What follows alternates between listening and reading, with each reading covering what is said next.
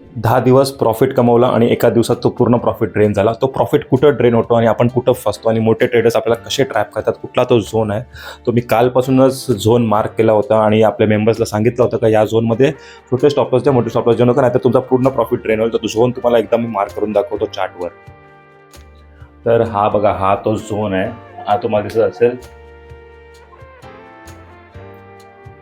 हा झोन मी 2 दिवसापूर्वीच आपल्या मेंबर्स लोकांना मार्क करून दिला होता का या झोन हा नो ट्रेडिंग झोन आहे. इथं मार्केट डिसाईड करणार काय करायचं आहे, कारण इथं काय होतं माहिती आहे, मोठ्या लोकांना का आपण ट्रॅप होतो. तर इथं मोठ्या लोकांना दिसतं इथं ते कॉल सेल आणि इथे पुट सेल करून बसतात आणि आपल्या लोकांचे प्रीमियम डिके होत जातात. कारण आज एक्सपायरी पण होली, त्याच्यामुळे बघा 2 दिवस मार्केट जास्त मूव्हच नाही केला. ठीक आहे, इंट्राडेमध्ये तुम्हाला प्रॉफिट भेटला असेल, पण ओव्हरऑल मार्केट कुठं गेला नाही. इथं खूप लोकांचे स्टॉप लॉस पण उडाले असतील आणि इथं ह्याच झोनमध्ये नेहमी तुम्ही बॅक टेस्ट पण करा. याच झोनमध्ये नेहमी आपण ट्रॅप होतो आणि आपला जो पूर्ण प्रॉफिट असतो या झोनमध्ये कमवलं ते पूर्ण अशा झोनमध्ये जातात. तर जोपर्यंत ही आणि ही लेवल ब्रेक होत नाही ना, तोपर्यंत ॲग्रेसिव्ह ट्रेडिंग करू नका.